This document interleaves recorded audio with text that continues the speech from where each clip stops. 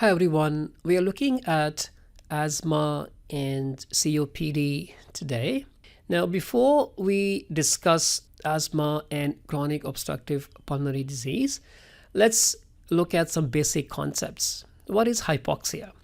Hypoxia is lack of oxygen.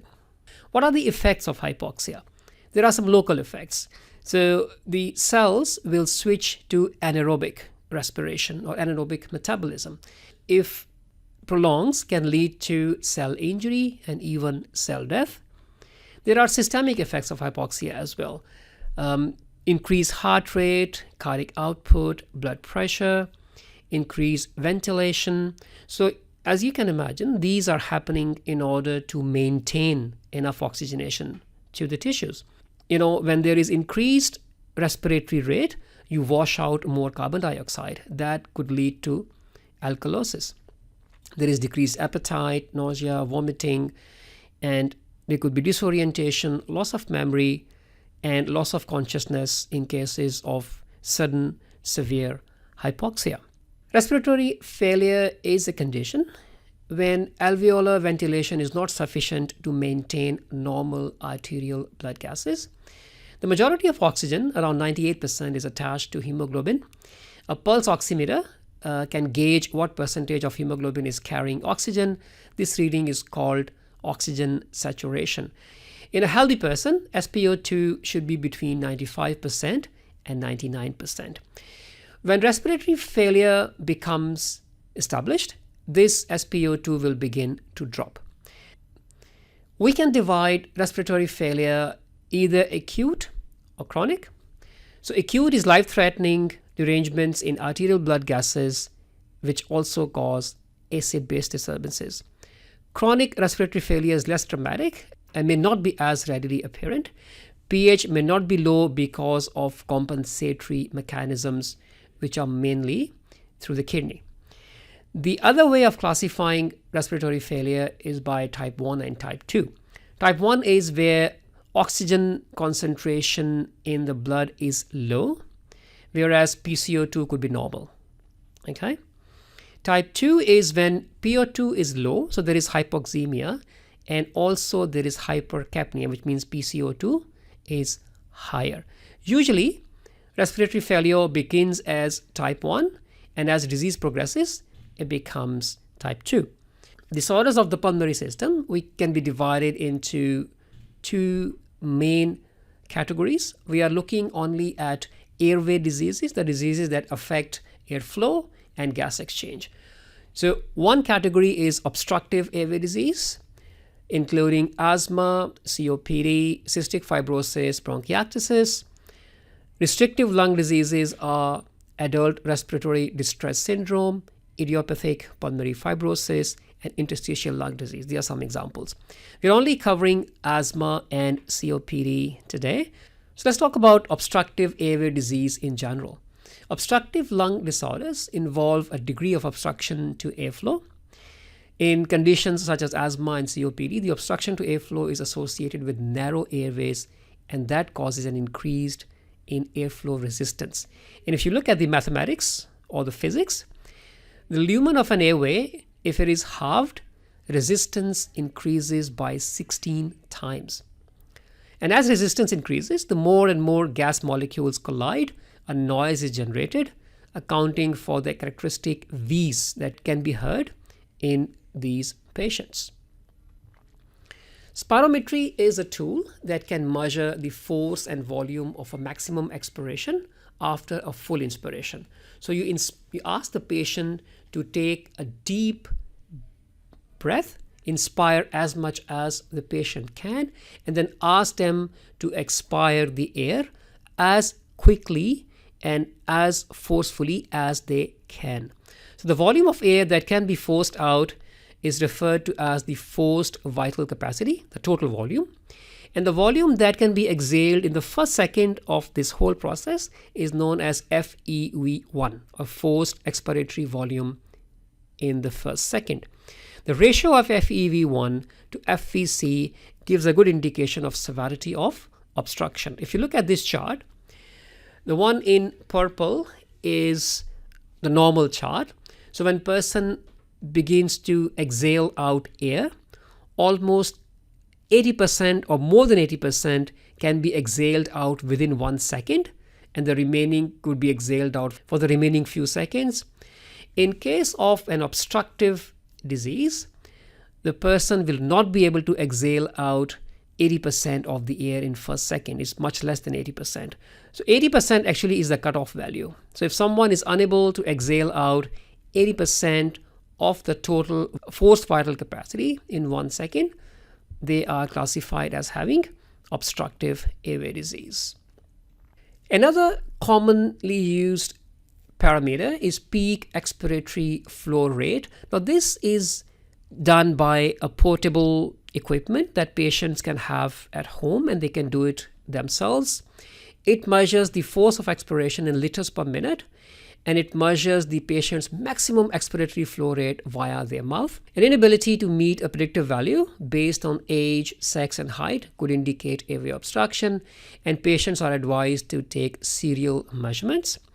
Remember that this is a quick way of determining obstruction, but it is effort dependent. Now, let's start looking at asthma, the first topic for today. It is a heterogeneous disease, usually characterized by chronic airway inflammation. It is defined by the history of respiratory symptoms such as wheeze, shortness of breath, chest tightness, and cough that vary over time and intensity, together with variable expiratory airflow limitation. So remember the word expiratory airflow limitation. In all these airway obstructive diseases, usually inspiration is unaffected. So patient can inspire air easily. It is the expiration that is affected more, and the resistance of the airflow becomes more evident. Epidemiology of asthma.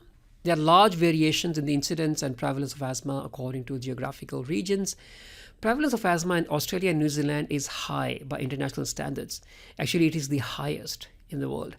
In Australia, around 2.7 million people live with the diagnosis of asthma. In New Zealand, again, there are very high numbers. So it is a disease of urban areas and of developed countries. Etiology is not completely understood. There is familial predisposition. Many genes have been identified that may play a role in susceptibility and pathogenesis of asthma. And asthmatics periodically react to triggers. The triggers are substances or situations that would not normally trouble an asthma-free person's airway. So this is basically a hypersensitivity reaction. Asthma can be divided into two, extrinsic or intrinsic. Extrinsic asthma, the inflammation is a consequence of hypersensitive reactions associated with an allergen, that is pollen, dust mites, or even food. Intrinsic asthma is linked to hyperresponsive reactions to other forms of stimuli. For example, infection, sudden exposure to cold, exercise, stress, or cigarette smoke.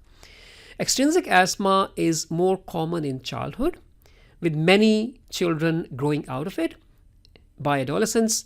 Intrinsic asthma usually develops in adulthood, but there is significant overlap between these two types. Looking at childhood asthma, most cases are mild, up to 75%. 20% of patients may have frequent intermittent asthma. Only 5% will have persistent asthma requiring regular treatment. And as I said earlier, most of the children will grow out of this asthma. Pathophysiology of asthma can be summarized in these three tiles. So there is airway inflammation, there is airway hyperresponsiveness, and there is mucus hypersecretion. All these contribute to airflow obstruction, and this will result in clinical symptoms of dyspnea, cough, chest tightness, and wheeze. In asthma, the airways respond in an abnormal, exaggerated way to inflammatory mediators, which are allergens or irritants, as described earlier. Exposure to allergens or irritants activates a cascade of events, beginning with mast cell regranulation and the release of multiple inflammatory mediators Some of the most important mediators that are released during an acute allergic asthmatic episode are histamine, interleukins, prostaglandins, leukotrienes, and nitric oxide. This picture shows you the airway of an asthmatic patient. The airflow in this patient will be severely limited. Clinical presentation of asthma during an exacerbation is bronchoconstriction, expiratory wheezing, dyspnea, cough, prolonged expiration, tachycardia, and tachypnea. Severe episodes may also involve accessory muscles of ventilation. Wheezing can be heard both during inspiration and expiration. Lung functions measured by spirometry is reduced, and in severe cases there may be hypoxemia with an associated respiratory alkalosis. 5-10% of individuals with asthma will have severe disease which requires high dose therapy to control or remains uncontrolled despite treatment. How do you manage asthma? If there's a known allergen or irritant, try to minimize the exposure. Most drugs that we use for asthma target various chemical mediators and pathways involved in asthma pathogenesis. And effective asthma management requires patient education and awareness. Now, pharmacological management of asthma can be divided into 3 broad categories. You can use reliever medications, which provide acute relief of symptoms by allowing rapid bronchodilation. This usually is used in someone who comes with an acute attack and severe presentation. The other 2 groups, symptom controllers and preventer medications, are usually given in combination to prevent development of asthma. So symptom controllers are again bronchodilators, but they are long-acting bronchodilators. Preventer medications are usually corticosteroids. So they prevent inflammation and they prevent the development of asthma. So relievers, examples are salbutamol, terbutaline. They are basically beta-2 agonists, which will cause bronchodilation. Ipratropium is also used, which is an anti-muscarinic antagonist. Controllers are salmeterol and some other drugs which are long-acting beta-2 agonists. Preventers are corticosteroids, fluticasone, and some others. We can also use leukotriene inhibitors and chromones, these drugs which stabilize the mast cells.